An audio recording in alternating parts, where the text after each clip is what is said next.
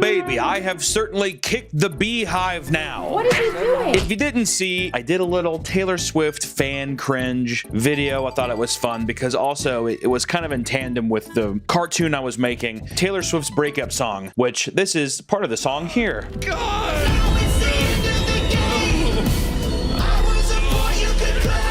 I made that song, or actually, I don't want to take credit because my sound mixer, Justin Gregor, he made the song and I got to just sing on it. So, you know, it was fun. Let's start again. I really didn't get a lot of bad reception, honestly. I thought that people kind of liked it. I mean, it's a very average tune. It was fun. I'm not discrediting it, but it's not like, you know, the craziest thing in the world. But all in all, I remember whenever I was making it, people were like, watch out for the Swifties. They're coming. Don't fuck with the Swifties, man. The up, and it never happened, so I was like, oh, you know, whatever. Except today I did see, which we're recording it now, and it's Monday the 13th, the day after the tune came out, and I just go on Twitter just to kind of see what's up, and I get this quote tweet, which is, I can't imagine being such a f***ing loser, which, you know, pretty funny. And what I like about this also is that almost all of the accounts we're going to talk about have Taylor Swift as a thumbnail, which I responded, trust me, sweetie, it's pretty fucking bleak. Which I thought was funny because it's, you know, I mean, it's like talking shit on myself. It's not good being me. I don't blame you. And the rabbit hole just kind of began to open there. And I could tell almost immediately that this was going to be, it's going to be one of those days. Which the person responding here, before I go into any more, some psycho fucking Swiftie, I don't know. Her big claim to fame in her life on her timeline that I got to see was that Taylor Swift liked one of her posts. And that was, you know, Heaven's Gate opening, that one of Taylor's PR people clicked like on one of her. But then she responded to me though with my cute little thing. I thought that she might be like, ha ha ha, yeah, I know, but f you, the Taylor thing, and it'd be it. But no, she says, don't call me sweetie, please. You're a misogynist who makes fun of women for having fun and enjoying themselves and simply liking an artist that you dislike solely because she's a woman. Make an entire manifesto video about Taylor breaking up with someone is weird as hell. Which when I read this, I laughed pretty hard because it was a big stretch. The misogyny and the women hating thing, just kind of funny. I said, my video says I hate Taylor. I am a misogynist. You are, you are very perceptive, honey.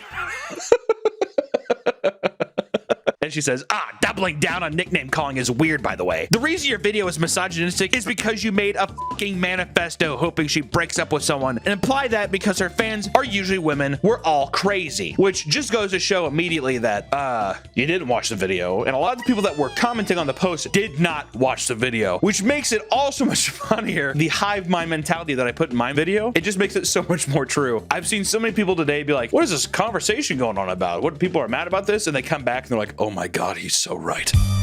Oh my God, it's like a prophecy. So then the floodgates started to open. I really started noticing that this thing was getting retweeted. It's not the most viral thing, but it was just the war was coming. I could hear the elephants braying in the background and like the stampede of soldiers coming. And I knew I had to get ready. But there was a couple things that I noticed was a big trend. One, Tay Voodoo always gets them, which didn't mean a lot now, but the voodoo thing will come back. Very fun. Then I got another one that I thought was pretty funny. Today's video is sponsored by Factor. Factor makes everything easier with dietitian-approved meals delivered right to your door. This holiday season, skip the stress of meal prepping with Factor. Take your pick from more than 35 different delicious dishes each week, and then you're ready to heat and eat within 2 minutes. God damn. The best part about Factor is that it's got you covered for every part of the day. They have breakfast options like apple cinnamon pancakes and bacon and cheddar egg bites. And it comes in clutch during lunch when you need a quick meal at the office. And you can use gourmet plus meal options to make a healthy, savory dinner, saving you time and saving you from the fast food line. If you're looking for meals to keep you within a certain diet, look for the calorie smart, carb conscious, and keto tags to find what you need to maintain your goals. I like Factor for its flexibility. It keeps you on your schedule, but you can adjust your order size, share the meals, and even pause for a week when you need to. Now, a constant for me is work. And sometimes it's hard to know when I'm supposed to stop and just fucking chow down. So having Factor in the studio with plenty of options is a big plus for me. Head to factor75.com or click the link and use code PAPAMeat50 to get 50% off your first Factor box. Thank you, Factor, for sponsoring this video, and back to the video. Then I got another one that I thought was pretty funny. Don't you have anything better to do than to criticize someone's dating history? And I quote tweeted and I said, I literally don't. I don't. I have nothing else better to do with my time. I make garbage for the internet and I get paid. I say, pay me.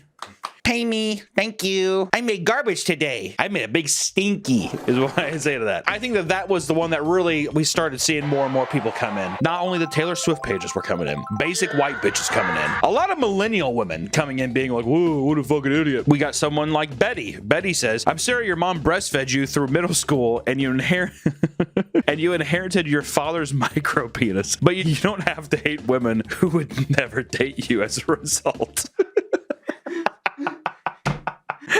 I mean, it doesn't make any sense to the video, but these tweets are just so funny. Then this guy, Joey, I just thought it was weird when there was guy Taylor Swift fans. I am going to the Taylor Swift concert. I came here by myself. I was like, dude, what are you gonna do? Try to f her? She's my dream boat. Joey says, and he's verified he does pay for Twitter Blue.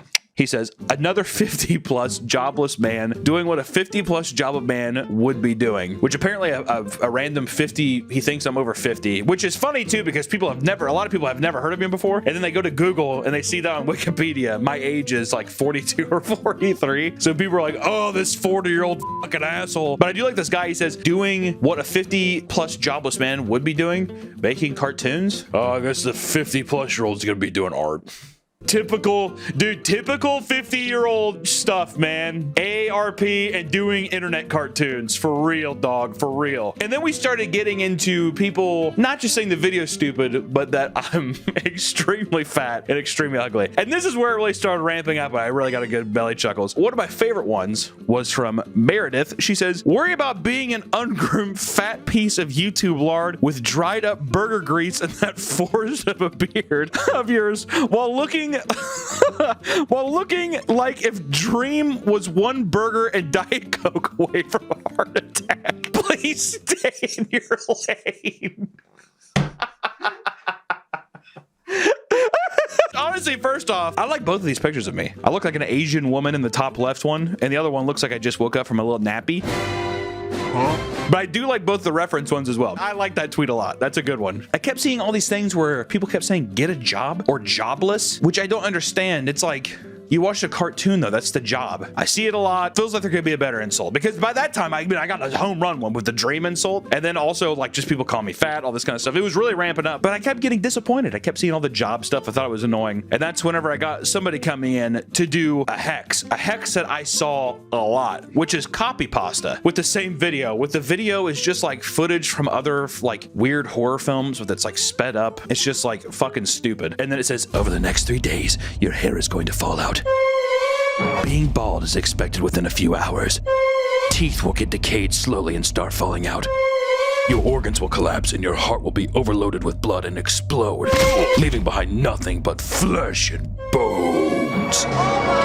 Which is all really funny because this is a hex. They're trying to curse me. This is some of that Tay voodoo that I've been hearing so much about, which first off, I just wanted to, over the next few days, your hair is going to fall out. Being bald is expected within a few hours. So it's just like your hair is going to fall out within all my body hair. And it's expected that I'm supposed to be bald in a few hours. So am I just supposed to be upset that like my asshole and my taint hair are going to fall off over the course of 3 days? Why would I care about any of my other hair? Oh my God, I'm watching my finger hair fall off in front of my eyes. It just feels stupid. Also, your teeth will get decayed slowly and start falling out. Your organs will collapse and your heart will get overloaded with blood and explode, leaving behind nothing but flesh and bones. Do you think that by like heart explosion, is my whole body gonna explode? What the fuck happened? Is like a bomb gonna manifest inside of me?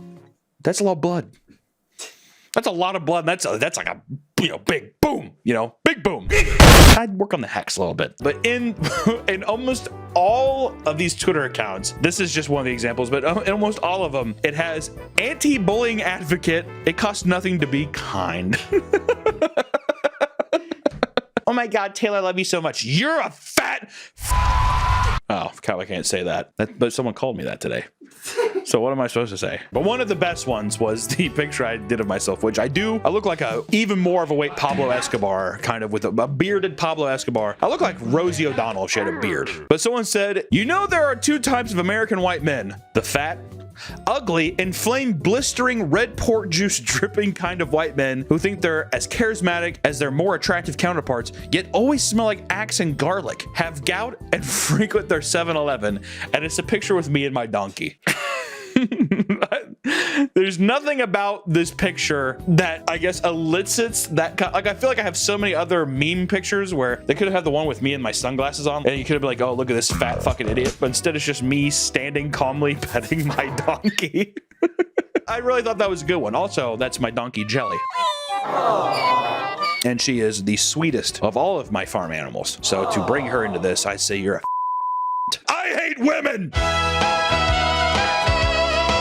But someone did clip a very old video of mine from a Christmas video I did way back in the day. I was skinnier here, but still fat. You get to see my big ass, and I forgot that I put every pound gain puts you one step closer to the Lord, which is true. I was glad someone referenced that.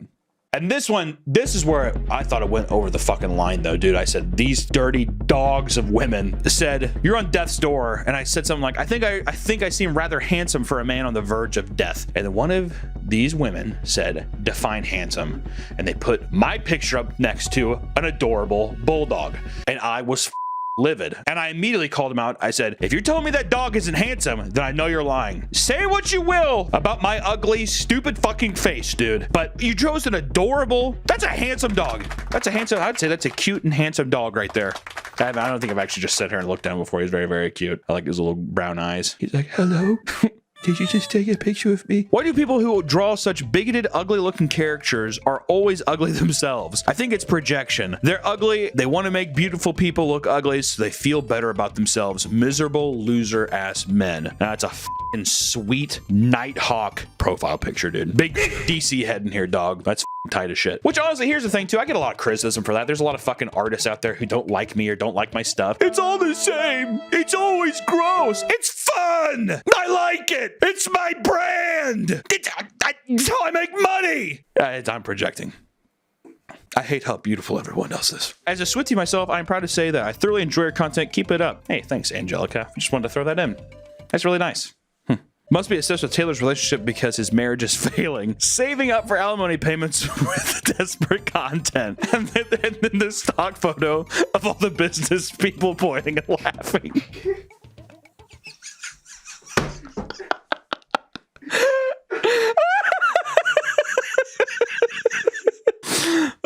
The audacity while looking at this. Dude, why do people keep bringing in me with a white shirt petting my donkey? Leave, if anything, crop the donkey out. Leave Jelly alone. You look like a sad, fat virgin, misogynistic white man who is jealous and angry at the world. Must be hard, so you project on other people.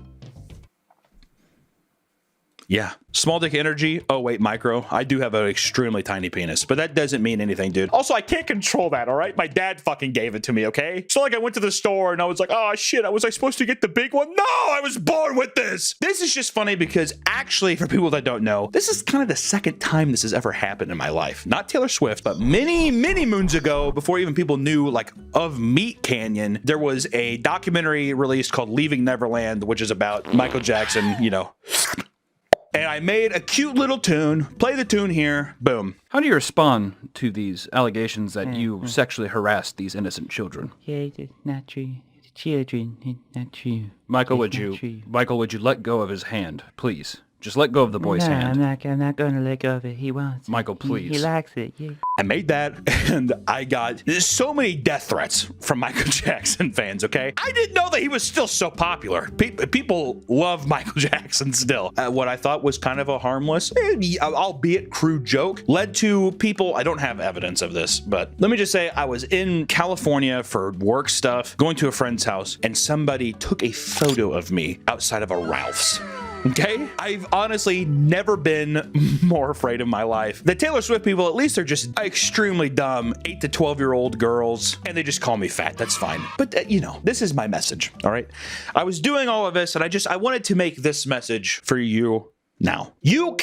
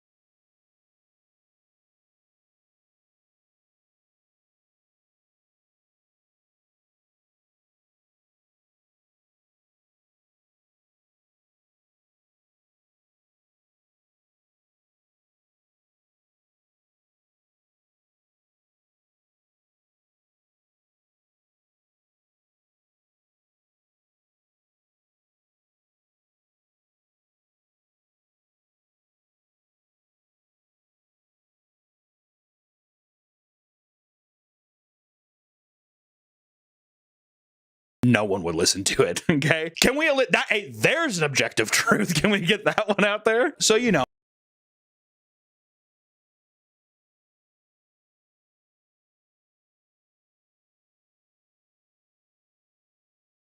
Deal. I hate. No, I don't know. Whatever. I just thought this was funny. I hope you enjoyed it. Bye.